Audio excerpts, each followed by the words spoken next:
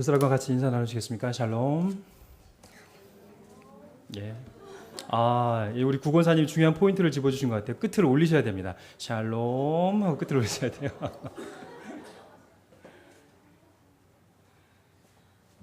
예, 많이 덥고 참 힘든 순간인데 또 예배자리에 나오셔서 하나님 예배하는 가운데 놀라운 회복을 또 경험하시기를 간절히 바랍니다. 예, 오늘 다니엘서 말씀 이제 세 번째 말씀 되겠습니다.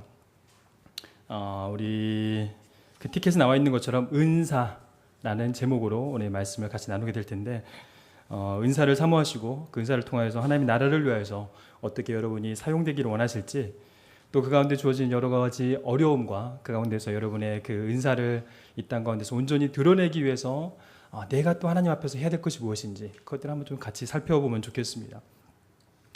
여러분, 여러 가지 은사가 있는 거 아시죠? 어떠한 은사들을 개인적으로 사모하십니까? 그거요? 그거 예. 어떤 거요? 사랑의 은사. 예, 우리 고린도전 13장에 나오는 것처럼 그 은사 중에 가장 큰 것을 또 사랑의 은사라고 또 얘기하고 있죠. 은사 여러 가지 것들 여러분이 아시고 있는 것들이 있으실 텐데, 그렇다면 그 은사를 왜 사모하십니까? 이것 또한 중요한 질문인 것 같아요. 그 은사를 사모하는 마음 중요합니다. 근데 그 은사를 왜 하는가? 예, 답을 요구하는 게 아니에요. 아닙니다. 답해 주셔서 감사합니다. 은사 왜 사모하시는지 한번 생각을 해보십시오. 스스로에게 질문을 던져보십시오. 나는 그 은사를 왜 사모하는 것인가? 먼저 은사의 정의를 좀 간단히 정의를 내려본다면은, 은사는 하나님께서 그 은혜, 카리스라는 은혜를 입은 그 성도들로 하여금 그 사역들을 감당해 가는 데에 성령을 통해서 주신 능력을 가리킵니다. 좀 더 구체적으로 설명을 드린다면은, 그리스도의 몸인 교회의 유익과 성장을 위해서 하나님의 은혜를 따라, 은혜는 카리스라고 합니다. 은혜를 따라 성령께서 교회의 지체에게 허락하신 특별한 영적인 능력, 거기에서는 그건 은사라고 표현하는데 그건 카리스마라고 합니다. 카리스는 은혜입니다. 하나님께 거저받은 것이죠. 그 거저받은 은혜를 경험한 자들이, 이 말하는 거는 이제 결과 전미사입니다. 은혜를 경험한 자들이 결과적으로 이런 은사를 경험하게 되고, 은혜를 경험한 자들이 결과적으로 그 은사를 일단 가운데 드러내며 그 은혜 받은 것을 드러내는 하나의 통로로 은사를 사용하게 되는 것이죠. 그런 의미에서 이제 고린도서 12장 9가지 은사가 나옵니다. 고린도전서 12장 28절에는 또 8가지 은사가 나옵니다. 고린도전 13장 제일 큰 것은 사랑이라고, 사랑의 은사라고 또 얘기를 말씀하고 있습니다. 또 에베소서 4장 11절에는 5가지 은사가 또 표현되어져 있고, 독신의 은사, 접대의 은사, 섬기는 은사 등등 여러 가지 은사들이 표현되어져 있습니다. 또 지혜의 은사가 있고, 지식의 은사가 있고, 믿음의 은사가 있고, 병 고치는 은사가 있고, 방언의 은사가 있고, 영통의 은사가 있고, 지지민력 등 영분별 영통, 방언, 통변 여러 가지 은사들이 우리 안에 있습니다. 작년에 우리 은사 세미나 했던 거 기억나십니까? 작년 하반기 때 은사 세미나 했었는데, 그때 은사에 대해서 우리가 질문지를 통하여서 각자 은사가 무엇인지 알아봤었고, 각자 은사가 무엇인지 나름대로 1순위, 2순위, 3순위를 이제 정리를 했었는데, 우리 김명숙 권사님은 중보기도, 믿음, 영분별 은사가 있으시네요. 네. 우리 또 임미연 사모님은 믿음, 중보기도, 돕는 은사, 다스림의 은사, 제가 다 가지고 있습니다. 긴장되시죠? 근데 이게 여러분을 이걸 가지고 판단하기 위한 도구로 쓰려는 것이 아니라, 여러분이 은사대로 섬길 때 가장 행복해요. 여러분이 가지고 있는 은사대로 섬길 때 파워풀하게 나옵니다. 여러분 은사가. 사실 여러분이 영분별의 은사가 없는데 그걸 사모하시는 분들이 있어요. 또 그걸 사모함으로 비슷하게 흉내도 내는 분들이 있어요. 그렇지만 그거는 능력이 나타나지 않습니다. 근데 하나님께서 전적으로 하나님의 주권에 의해서 주어지는 그 은사대로 사역하게 될 때 여러분 행복할 뿐만 아니라 그 은사는 능력을 발휘하게 됩니다. 그런 의미에서 여러분에게 은사 세미나를 하고 여러분들이 은사대로 섬길 수 있도록 잘 배치를 해드리고 그 은사를 발현할 수 있게 도와주려는 것이 이제 은사 세미나였었는데, 은사를 우리가 사모하는 거 너무 중요합니다. 근데 그보다 더 중요한 것은 그 목적을 잊지 않는 게 더 중요합니다. 은사가 나의 개인적인 목적과 유익을 위해서 사용이 되어진다면 끝까지 가지 못해요. 예. 그 은사가 원래 목적대로 사용되어 주는 게 중요한데 그 원래의 목적이 무엇인가? 아까 정의 때 살짝 말씀드린 것처럼 교회의 유익, 교회의 성장입니다. 그 은사를 활용하여서 그리스도의 몸인 교회를 섬김으로 교회를 유익하게 하고 덕을 세우는 목적으로 그것이 사용이 되어질 때에 그 은사가 은사답게 사용이 되어지는 것이죠. 교회 전체에 유익이 되어지 못한다면 그 은사는 은사의 목적을 이루지 못하게 됩니다. 그런 의미에서 여러분 은사를 바로 아시고 또한 그 은사의 목적이 무엇인지 바로 알고 그 은사를 적재적소에 잘 사용하시는 것이 사실 교회 공동체를 건강하게 하는데 너무나 중요합니다. 근데 그 은사의 또 주체가 누구인가? 이것도 뭐 여러분이 너무나 잘 아시는 거죠. 은사라는 것은 내가 나의 노력으로 얻어지는 것이 아니라 아까 은혜라는 카리스에서 발원이 되어진 것처럼 파생이 되어진 것처럼 은사라는 카리스마는 은혜의 속성과 같습니다. 거저 주어지시는 하나님으로부터 주어진 전적인 선물입니다. 하나님이 바로 은사의 주인이시고 주체이시라는 것이죠. 그런 의미에서 우리는 그 은사에 주시는 그 하나님께 초점을 맞출 필요가 있습니다.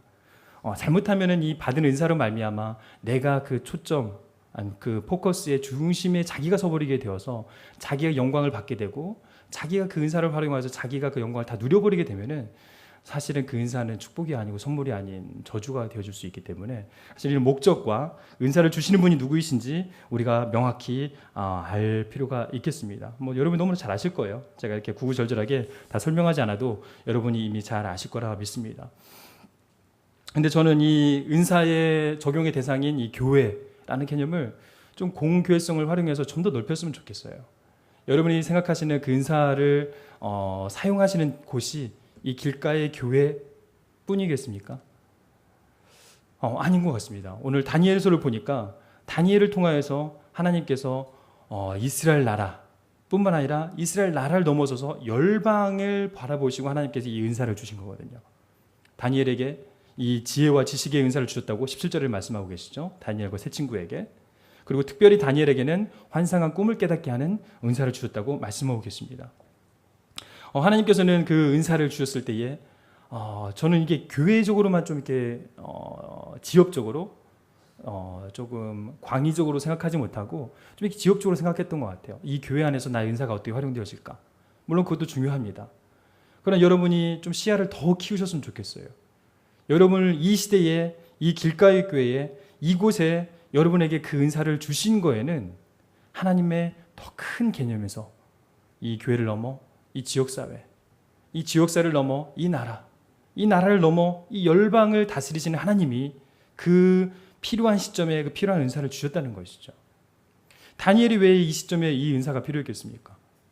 이 시점에 방언 은사를 주지 않으시고 이 시점에 병 고치는 은사를 주지 않으시고 왜 하나님께서 다니엘에게 지혜와 지식의 은사를 주셨으며 더불어서 꿈을 해몽하는 이 은사를 왜 주셨을까? 하나님의 그 큰 그림이 있는 거죠. 하나님의 빅픽처가 있는 거죠. 하나님의 그 큰 그림 하에서 현재의 시점을 살아가는 우리는 사실 다 그것을 깨닫지 못합니다. 왜 나에게 은사를 주셨는지. 그걸 모르기 때문에 사실 은사의 그 귀함을 알지 못하여서 그 은사를 더 키워가지 못하게 될 때도 있고 그 주어진 은사를 이렇게 덮어두고 묻어둘 때도 있고 그럴 때들이 많이 있죠. 그러나 하나님의 그 큰 그림 하에서 정말 이스라엘 나라를 회복시키시고 이 바벨론과 바사와 고레스에 이어지는 이 3개의 제국의 총리로 이 다니엘을 사용하기 위해서 이 은사는 지금 이 시점에 이곳에 다니엘에게 필요했던 것이죠. 그렇다면 그 천지를 다스리신 그 하나님께서 이 열방을 다스리신 그 하나님께서 그러하셨다라면 여러분에게 지금 은사를 주시고 또 여러분 마음에 사모하는 마음을 주셨다라면 그 은사는 하나님께서 단순히 나 하나 잘 되자 나 하나의 뭐 위로 내가 인정받는 삶을 살기 위해서 뭐 우리 교회 하나 잘 되기 위해서 이 정도 그림이 아닌 거예요. 하나님께서는 열방을 다스리시는 하나님 맞으십니까? 그렇다면 그 하나님께서 열방을 다스리시는 그 하나의 피스로 하나의 조각으로 여러분의 그 은사를 주시고 사용하고자 하시는 것인 거죠. 그 큰 꿈을 여러분이 보시고 꾸게 될 때에 이 은사가 얼마나 소중하고 막 기대가 되지 않습니까? 이 은사가 어떻게 사용될지, 나에게 주신 이 다스림의 은사가 어떻게 사용될지, 나에게 주신 이 믿음의 은사가 어떻게 사용이 될지, 여러분에게 주신 중보의 기도의 은사가 어떻게 사용이 되어질지. 실제 은사 사역을 하시는 분들의 말씀을 들어보면은 중보기도를 좀 대표적으로 얘기를 하게 되는데, 뭐 여러분들이 뭐 많은 분들이 중보기도를 뭐 크리스천이라면 대표적으로 많이 하죠. 그러나 특별히 중보기도의 은사가 있는 분들에게 기도 부탁을 많이 하십시오. 그분들은 그거에 은사가 있으신 거예요. 하나님께서 특별히 주신 거예요, 그 은사를. 그분들의 기도가 그분들이 특별해서가 아니라 하나님께서 이분들을 이 공동체와 더 나아가 하나님 나라를 위해서 그분들의 기도를 사용하시기로 그분들에게 선물로 주신 거예요. 근데 그런 분들의 기도, 자기가 중보기도의 은사가 있으시다면 그걸 사장시키시면 안 됩니다. 중보기도의 은사가 있으신 분들은 정말 열방을 품고 기도를 하셔야 돼요. 저 열방을 위한 기도의 통로를 여러분을 쓰시겠다는 거거든요. 단순히 한 사람, 나를 위해서, 우리 교회의 한 지체를 위해서가 아니라 여러분의 기도는 사실은 우리 중보기도표 새벽 예배표에 나오는 것처럼 세계 선교와 나라 민족과 이웃교와 열방을 위한 기도들이 여러분의 입에서 나와야 돼요. 그런 분들의 기도는 파워풀합니다. 은사대로 섬기게 될 때에.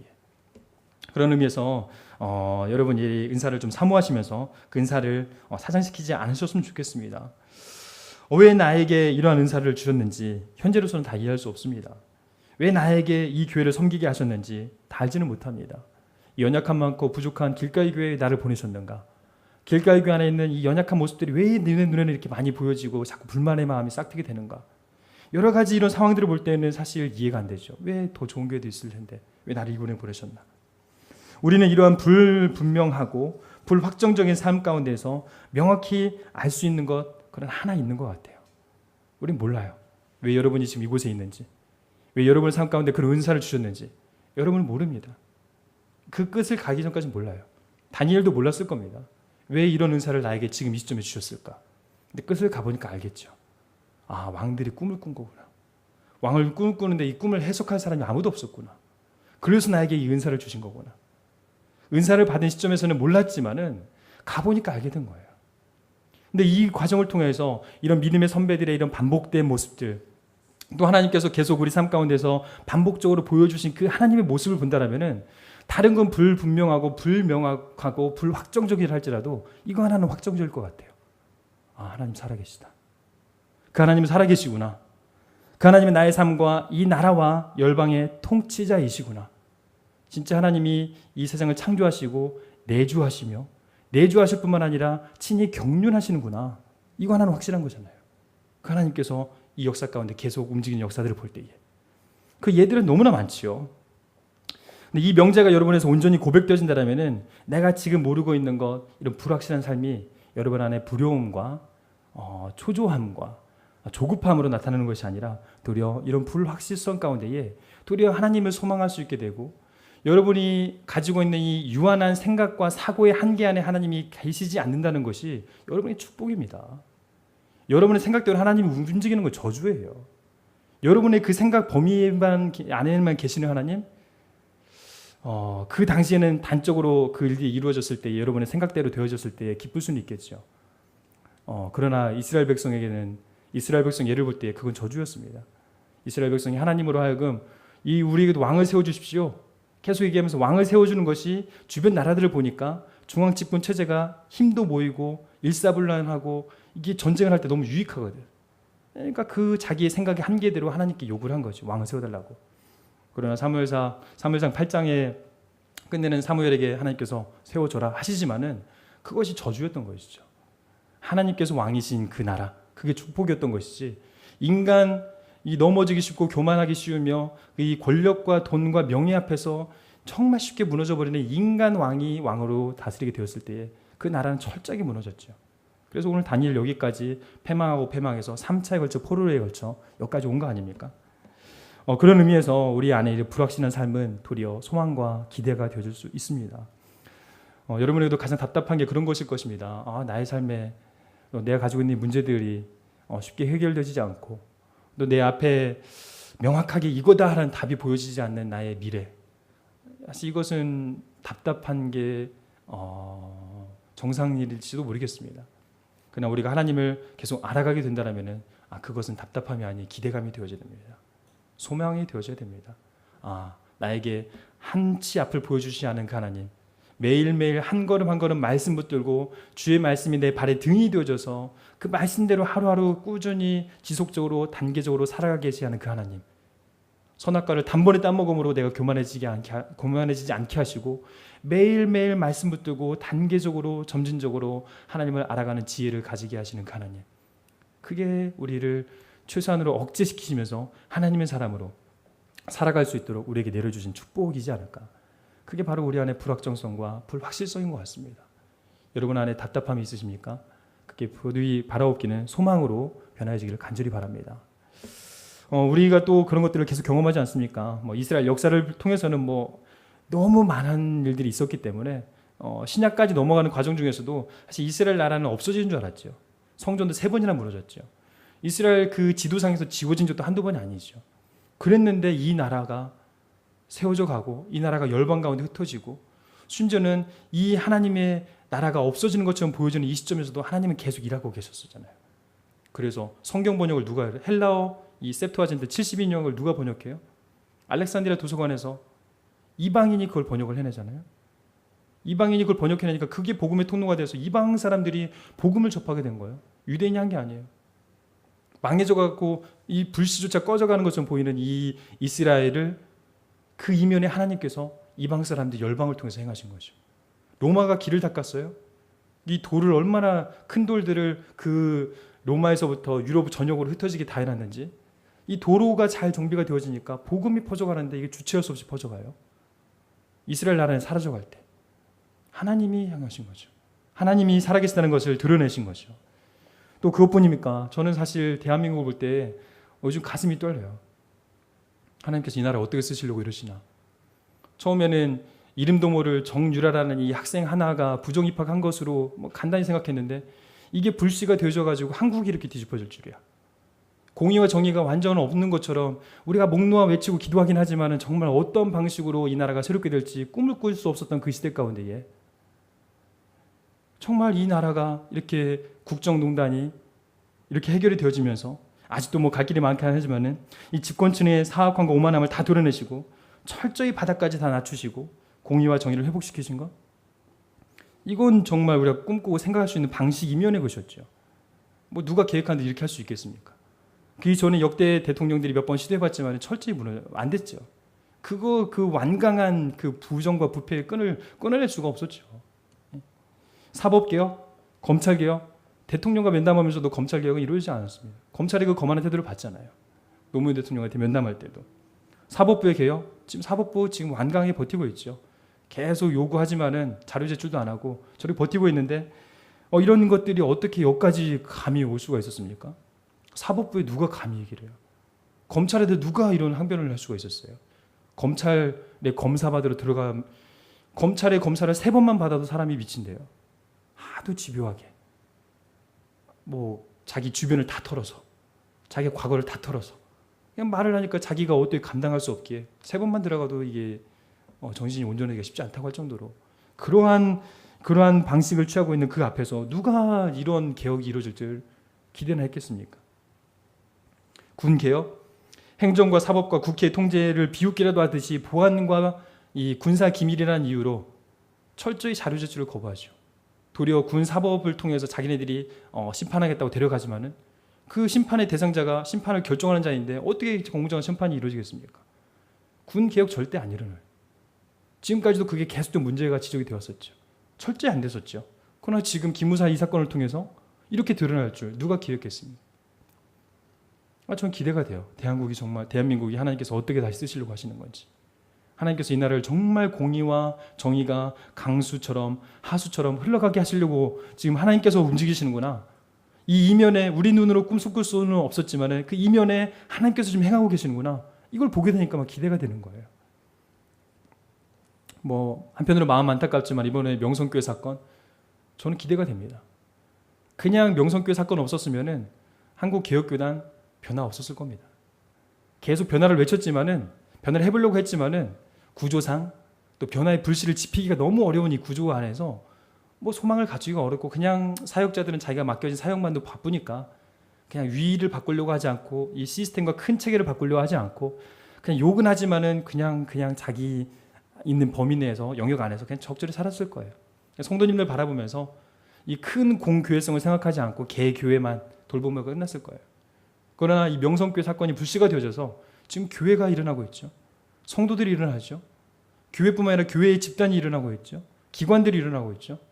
하나님께서 이번 명성교회 사건도 인간의 교만과 오만을 통하여서 하나님께서 행하신 것 같아요. 만약 명성교회 사건 이번이 잘 해결이 됐으면 여전히 남아있는 이 안에 이 더러움과 불씨와 근본의 문제들이 해결 안 되고 그냥 또 적절히 또 덮여서 갔을 거예요. 근데 이번 통화에서 저희 교단이 쪼개지든지 명성교회가 나가든지 또 어떠한 결과가 나오더라도 교회는 세워질 것입니다. 기대가 돼요. 이게 다 누가 한 것입니까? 한 사람이 계획해서 이렇게 할 수 있겠습니까? 저는 하나님이 여전히 살아계심을 이렇게 드러내시고 있다는 확신이 들어요. 그리고 우리가 우리 개교회적으로는 그런 경험이 있었죠. 우리 원종혁군 아까 기도도 같이 해주셨지만은 우리 종혁군을 통하여서 우리 교회가 사실은 큰 은혜를 경험하게 되었죠. 그 과정 가운데 정말 하나님이 살아계심을 드러내 주셨잖아요. 우리가 믿음의 가장 큰 유익은 뭡니까? 하나님의 살아계심을 경험하는 거잖아요. 하나님을 알아가는 지식이 우리 안에 풍성해지는 거잖아요. 이번 교회를 통해서 정말 하나님의 살아계심을 우리가 관념적으로만 머릿속에 가지고 있었던 게 아니라 그 하나님 진짜 살아계시구나. 근데 그 하나님이 어떻게 행하셨습니까? 이 첫 번째, 두 번째 예와 같이 이스라엘 나라와 이 대한민국에서 행하셨던 것처럼 우리가 생각하지 못했던 방식으로 또 하셨던 거예요. 우리가 기대했던 바는 뭡니까? 이 주사 약을 통하여서 어차피 50%의 확률은 있다고 하니까 치료될 확률이 이 약을 통해서 회복되게 우리는 기도했죠. 계속. 그러나 하나님께서는 그걸 허락지 않으셨죠. 도리어 이 치료될 가능성이 아예 불가하도록 10% 20%까지 나을 확률을 낮춰버리셨죠. 그래가지고 급하게 병원 간 거잖아요. 서울대병원으로 급하게 응급에 실려서 가고 또 안 가려고 하니까 신장이 안 좋아서 또 폐염이 걸려서 계속적으로 간 이식을 받는 방향으로 가도록 하나님이 이끄셨죠. 근데 그곳에 가서도 사실은 소망이 없었죠. 병실을 못 구했지. 뭐 간 이식은 받기는 어려우니까 이제 누나의 간을 받아야 되는 상황이고 아들과 딸을 침상 위에 올려야 되는 부모의 마음은 찢어지기 직전이고 또 뭐 여러 가지 비용도 이게 천문학적이고 이거 어떻게 감당해야 할지 모르는 이 암담한 상황 가운데서 하나님께서 하루 만에 다 해결하셨잖아요. 그날에 살아있는 간을 100%의 간을 다 받게 하시고 누나로부터 받으면 70%의 반이기 때문에 뭐 회복하는 데도 많이 어렵고 여러 가지 어려움이 있습니다. 근데 지금은 뇌사자로부터 바로 받았기 때문에 이런 경우는 없었대요. 어디 병원에서도 그런 경우는 없었대요. 이거 하나님이 행하신 거죠. 여러분의 기도를 통해서 하나님께서 행하신 거죠. 우리가 생각하지 못한 방식으로. 그쪽 병원에 가가지고 아직 신장 때문에 수술 못한다, 폐염 때문에 수술 못한다 했을 때 정말 난감했어요. 병실도 지금 미국 못 구해서 한양대병원으로 다시 돌아가라고 서울대병원에서 얘기할 때는 정말 땅을 치고 하늘을 우러르면서 정말 하나님께 원망하고 싶었어요. 우리가 돈 달라는 것도 아니고 사람 살려달라는 건데 왜 이렇게 하나님 하시나. 근데 결과적으로 보니까 이제는 알겠더라고요. 하나님께서 새 간을 주시고 싶으셨구나. 망가진 간 이거 치료해서 쓰시려는 게 아니라 누나의 간 70%를 받아 쓰려는 것이 아니라 100%의 새 간을 주시려는 게 하나님의 뜻이었구나. 그래가지고 2주간쯤 원래 중환자실에 있고 해야 되는데 벌써 중환자실에서 한 3, 4일만 나왔어요. 그래서 무균실로 지금 옮겨졌고 다음 주에 퇴원할 것 같아요. 너무 회복이 빨라서. 물론 중간에 어려움들이 좀 있었습니다.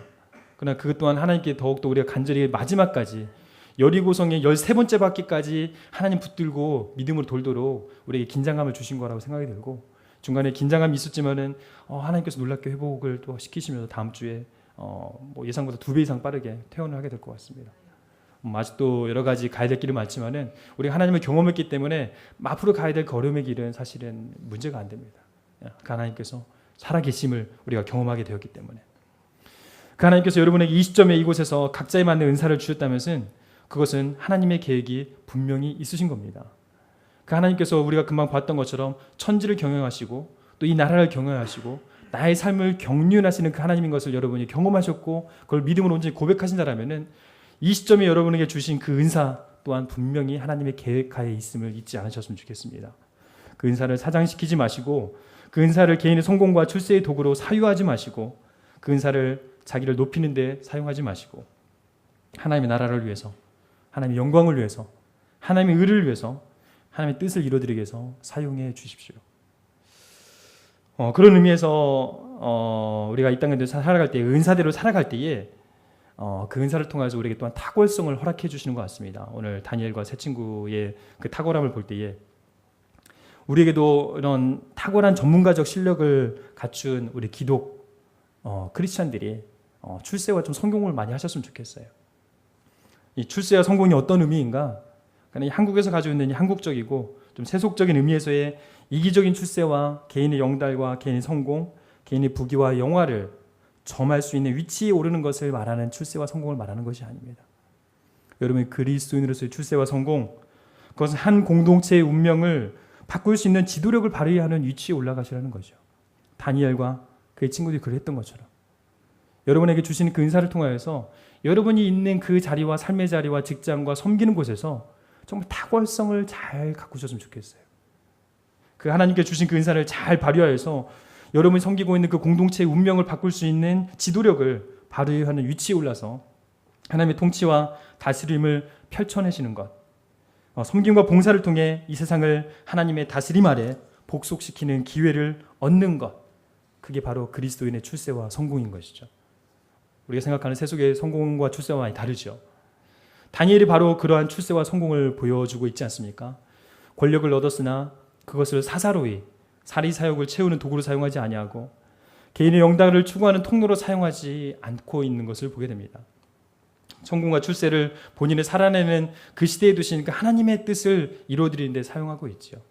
만약 다니엘이 정말 자기의 출세와 성공을 꿈꿨다라면은 이 시대의 이 바벨론의 질서와 바벨론의 통치 이념이 다스리고 있는 이곳에 이방 나라 포로의 나이도 어린 자녀가 자로 와가지고 이곳에서 만약에 우리가 세속적인 의미에서의 이기적인 의미에서의 출세와 성공을 꿈꿨다라면은 아마 동질화, 동화됨, 그들과 하나됨, 그들이 가는 방향으로 동일한 방향으로 뛰어가기 바빴을 거예요.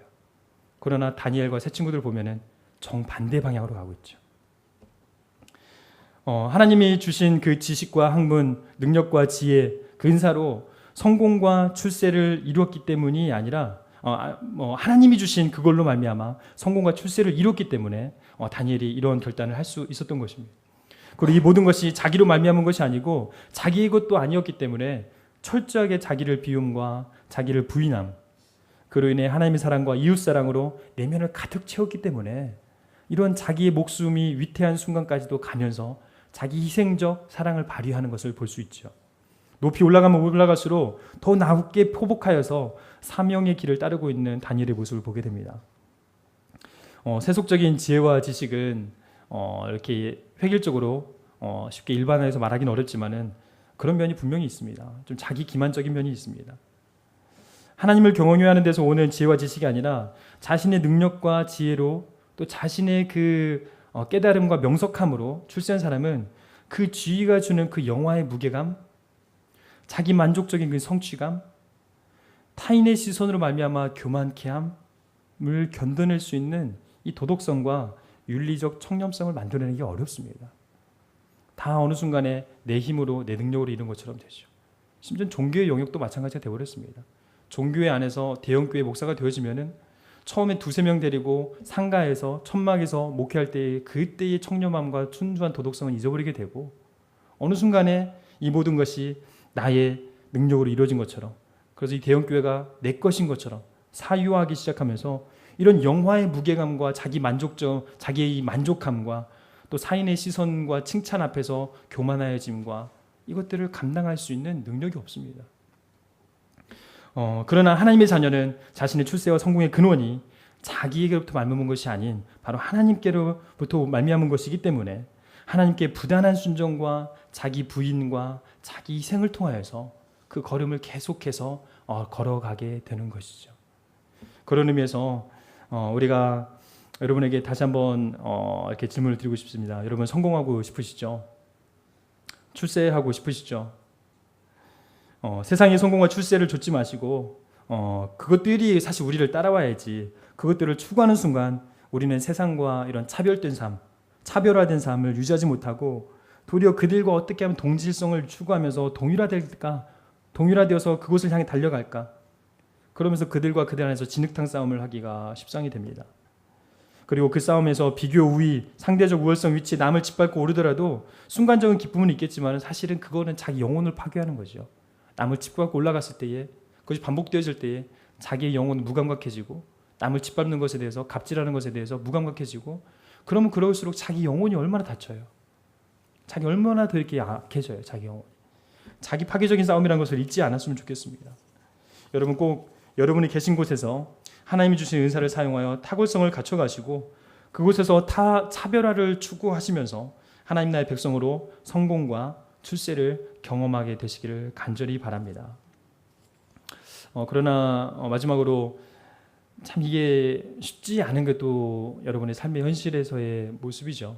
저도 직장 생활을 6년 이상 해봤고 그런 가운데서 저 상향성을 향해서 더 높은 곳을 향해서 더 수입과 월급을 높이기 위해서 그 애쓰는 과정 가운데에 수많은 유혹과 그 치열함을 얼핏 저도 알고 있습니다. 이 다니엘과 새 친구 시대에도 그런 유혹이 왜 없었겠습니까? 여기 20절에 보게 되면은 박수, 술객, 마술사 이런 표현들이 나오게 되는데 사실 바벨론의 그 최고의 학문을 배우고 있었던 이 다니엘과 새 친구들이 배웠던 건 바로 이런 학문인 거죠. 박수, 술객, 마술사가 되는 방법을 배우는 학문을 경험했던 것입니다. 박수는 원래 날카로운 철필로 토판에 글을 새기는 행위를 나타내는 동사로부터 시작됐다고 하더라고요. 이거는 우리가 알고 있는 것처럼 박수무당 이런 개념이 아닙니다. 마술사 이런 저급한 수준의 것이 아니라 저 하늘의 별자리를 연구하는 자들 그 말이에요. 여러 해 동안 과거의 고전들을 탐독하면서 꿈을 해석하는 작업을 해낸 사람들을 말해요. 상당히 그 당시에 잘 나가던 직종이죠. 상당히 고위직이죠. 사람들에게 종교적 의문에 대해서 대답을 해주거나 신탁 같은 것을 사람들에게 알려주는 어떤 인생에 대해서 그 삶에 대해서 좌우해 줄 수 있는 사람의 위치에 있는 사람들입니다. 상당히 당시에 인정받는 자리인 거죠. 술객도 마찬가지입니다. 술객도 비슷한 직종인데 고대 바벨론 사람들에게 이들은 신과 접촉하여 신의 뜻을 계시해주는 영적 전문가로 여겨졌습니다. 그리고 그들은 당대 가장 지혜로운 현자로 인정을 받던 자들인 거죠. 바로 다니엘과 새 친구가 이 기회가 주어진 거예요. 당시 세상에서 인정받는 자리, 성공이 보장된 자리, 편안하고 안락한 삶을 살아갈 수 있는 자리. 그런데 포로의 신분으로 인해 능력이 있음에도 불구하고 무시받는 자리에 있었던 이 다니엘과 새 친구. 차별과 멸시의 시선으로 자괴감에 빠졌을 수도 있고 내가 능력도 있는데 왜 내가 이 꼴을 당해야 되나. 자존감도 낮아질 법한 처지에 있는 그에게 이 세상에서의 성공이 보장된 그 자리가 눈앞에 주어졌을 때에 여러 가지 합리화할 수 있겠죠. 내가 당장 좀 성공해서 나중에 하나님 나라를 우선 이 방식으로 하나님께서 주신 기회일 수도 있겠다. 하나님께서 주신 기회일 수도 있겠다. 그래, 이거 내가 취해서 내가 성공해서 하나님 잘 섬기면 되지. 내가 큰 인물에 대해서 크게 섬기면 되지. 쉽게 말하는 말이 주로 교회에서 저 고답지론, 저 높은 곳을 향해서 상향성을 지향해갈 때에 우리가 쉽게 말하는 말이 이런 거죠. 크게 벌어서 크게 섬기면 되지. 부단히 세속적인 방식입니다. 부단히 세속적인 가치관입니다. 크게 섬기는 의미가 뭡니까? 나 크게 섬겼어 라는 걸 받고 인정받고 싶어서입니까? 나는 크게 섬길 수 있는 그런 사람이라는 걸 드러내고 증명하고 싶어서입니까? 크게 섬길 수 있는 그런 것들을 말하면서 화려한 포장과 그런 말들과 변명들로 다 받아들여지고 다른 사람부터 이해받을 수도 있는 상황일 수도 사실 있죠. 우리 통념상에서. 그 당시 이 포로기 상황에서도.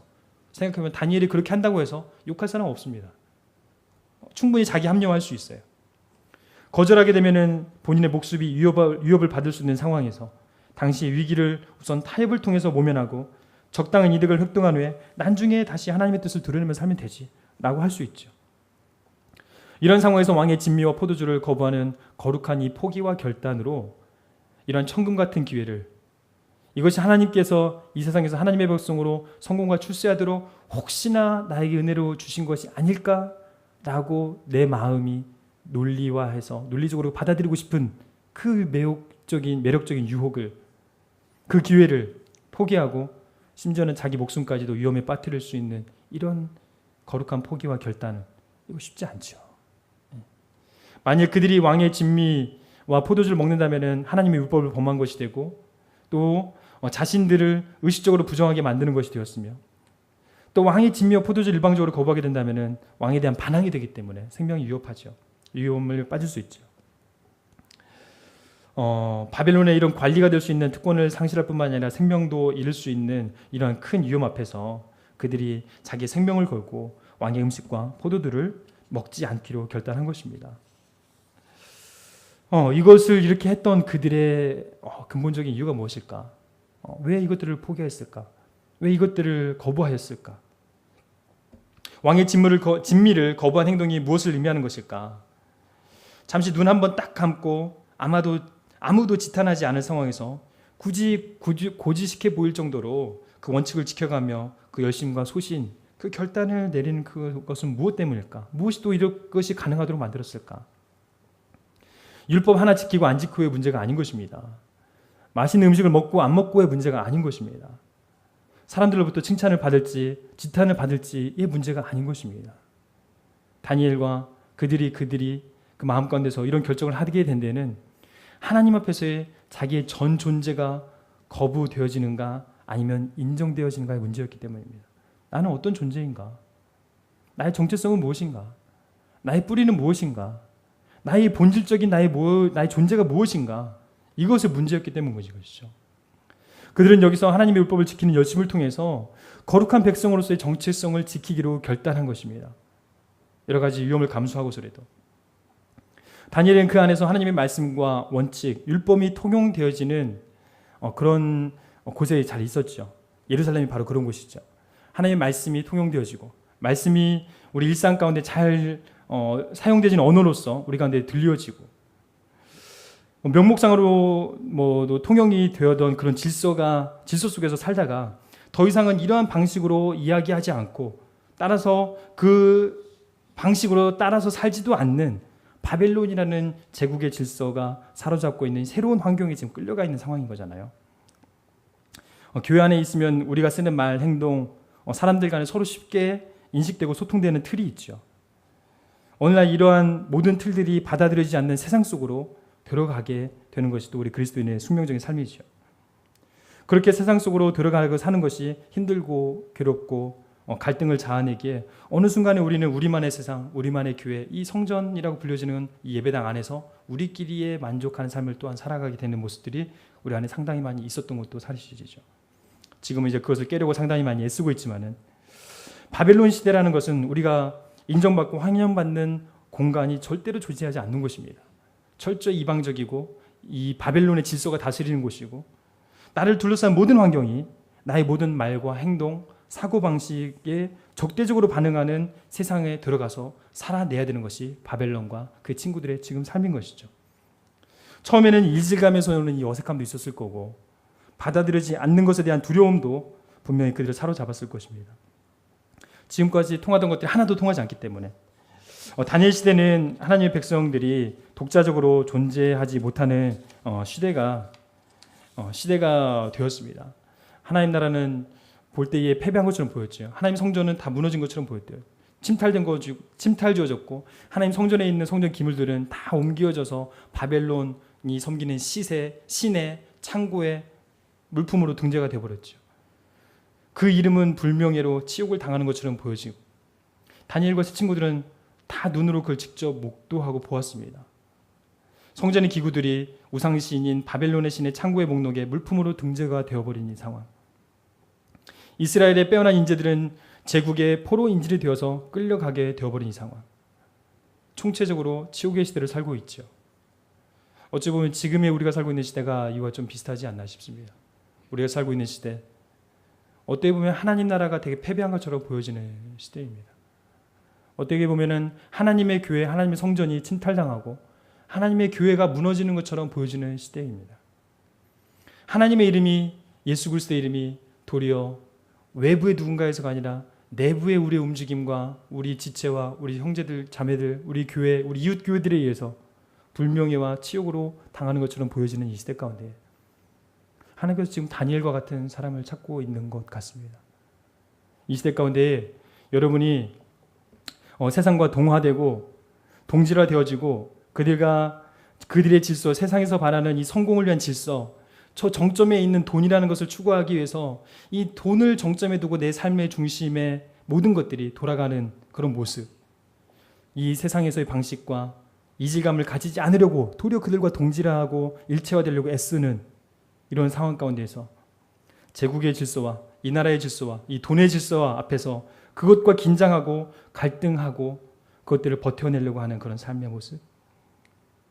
다니엘과 세 친구들이 취한 방식은 이 동일시, 동질화, 질서를 우리 안에, 그곳의 질서를 내 안에 내면화시키는 것, 그곳의 질서와 친밀감을 높이며 살아남는 것에 집중하고 있는 것이 아니라 그것을 자꾸 낯설게 만들고 그것을 도려 내 안에 긴장하는 무언가를 만들어내서 일방적으로 그것에 끌려나가지 않겠다고 계속 저항하고 있는 모습을 볼 수 있게 되죠.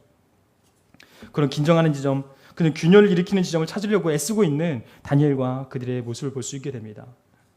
바라옵기는 우리 안에서 이런 불군의 신앙의 결단들이 있어졌으면 좋겠습니다.